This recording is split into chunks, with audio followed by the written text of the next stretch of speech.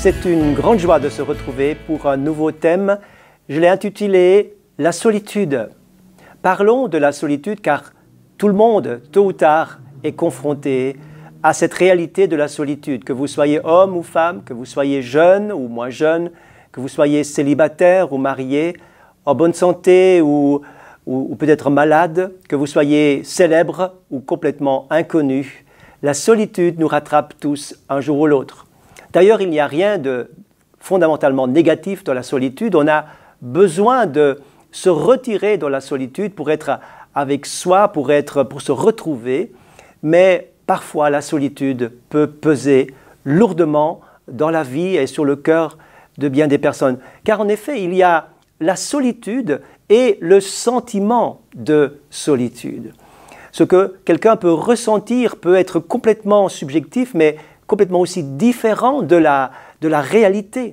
On peut avoir une réalité déformée par la souffrance qu'occasionne la solitude et le sentiment de se sentir abandonné et seul. Je pense à Élie, le prophète Élie, lorsque vous lirez dans le premier livre des Rois au chapitre 19, Élie, dans un moment de dépression et de découragement très profond, va se plaindre et va dire « je suis tout seul ». Et Dieu, qui avec beaucoup de tact, beaucoup de sagesse, va le retrouver pour le gagner tout à nouveau, lui remonter le moral, va lui dire « mais non, tu n'es pas seul, il y en a encore 7000 autres qui sont restés fidèles ». Donc la souffrance de la solitude ou l'amertume de la solitude peut parfois complètement changer les réalités et transformer la vérité en mensonge. Il y a des gens qui peuvent être seuls, et cela est courant, au milieu de la foule. On peut être seul au milieu d'une fête, on peut être seul même au milieu d'un couple. Combien j'entends des personnes qui vivent des couples dans une grande solitude face à leur conjoint, parce que la communication ne passe pas. Elle est pauvre, elle est limitée ou alors elle est conflictuelle. Combien nous avons besoin de trouver des clés pour sortir de nos solitudes. Une grande solitude, bien sûr, c'est de savoir au fond de son cœur que personne ne nous comprend. Mais j'aimerais vous dire, là où peut-être une personne, un homme, une femme, même bien intentionnée, cherche à vous écouter, cherche à vous comprendre et qu'elle n'y arrive pas, il y a quelqu'un qui vous aime, qui vous comprend parfaitement. Il peut lire dans votre pensée. Il sait même ce que vous voulez vraiment dire avant que vous n'ayez exprimé votre parole ou votre pensée. Il connaît le nombre de vos jours et il sait exactement comment vous êtes fait, comment vous fonctionnez. Il sait le pourquoi de votre solitude et il voudrait aujourd'hui vous rejoindre et vous aider. Sachez que Dieu vous aime. Le Seigneur, il est venu du ciel sur la terre parce que vous avez justement de la valeur. Vous êtes tellement précieux qu'il a donné sa vie pour vous, par amour pour vous libérer et vous donner un sens à votre vie, pour remplir votre cœur qui est vide, afin que, avec sa présence, vous puissiez rebondir dans la vie pour aller de l'avant et retrouver une nouvelle motivation. Quelqu'un a dit, eh bien, si vous êtes seul, faites l'essai suivant. Vous allez retarder le paiement de vos factures. Et vous allez voir que dans peu de jours, on se rappellera à votre souvenir. On vous rappellera. Vous n'êtes pas si seul que vous ne le pensez. Je réfléchissais et je pensais à cette personne qui n'était pas très engagée dans l'église, mais un jour est arrivé où elle avait tout à coup un gros problème. Alors, tout à coup, elle se dit, mais il faut que je téléphone à mon pasteur. Donc, elle téléphone, mais voilà, pas de chance. C'était le jour de congé de son pasteur et c'était le répondeur qui était au bout du fil. Alors, elle se dit, mais il y a le deuxième pasteur, je vais lui téléphoner. Mais lui était en déplacement et donc pas de réponse non plus. Alors, que faire? Il faut se tourner vers la famille. Mais par magie, tout le monde avait disparu. La solitude l'avait saisi lorsqu'il avait besoin des autres. Vous savez que même le meilleur pasteur, le meilleur berger, les meilleurs thérapeutes ne peuvent pas toujours vous rejoindre quand vous avez besoin. Confiez-vous dans le Seigneur, bâtissez votre confiance en Dieu qui non seulement est présent, mais qui saura, lorsque vous ouvrez votre cœur, lorsque vous avez ce désir d'être avec lui, lorsque vous vous centrez exclusivement sur lui, je vous garantis, Dieu vous répondra. C'est sa parole qui le garantit.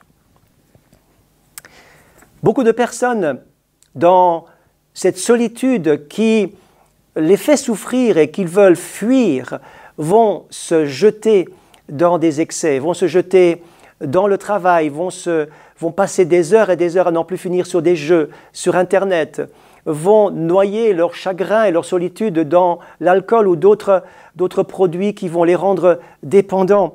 Et cette fuite est une catastrophe. Et j'aimerais juste vous avertir, ne rentrez pas dans les fuites, mais confrontez votre solitude d'une manière sereine. En Suisse, il y a ce qu'on appelle la main tendue, le numéro 143, où des personnes sont jour et nuit à l'écoute des besoins des gens qui se sentent terriblement seuls et qui ont des fardeaux et qui pensent que personne ne les comprend, personne ne les entend. Et cette main tendue est une oreille attentive à ces besoins. Mais même, comme je l'ai dit, les meilleurs peuvent défaillir. Dieu est fiable, Dieu est parfait. Dieu ne va jamais vous abandonner. Il comprend exactement ce que vous vivez. Lisons dans le psaume 107 un texte extraordinaire où il est dit ceci. Il est dit au verset 4, « Ils erraient dans le désert, ils marchaient dans la solitude, sans trouver une ville où ils puissent habiter. Ils souffraient de la faim et de la soif, leur âme était languissante, et dans leur détresse, ils crièrent à l'Éternel qui les délivra de leurs angoisses.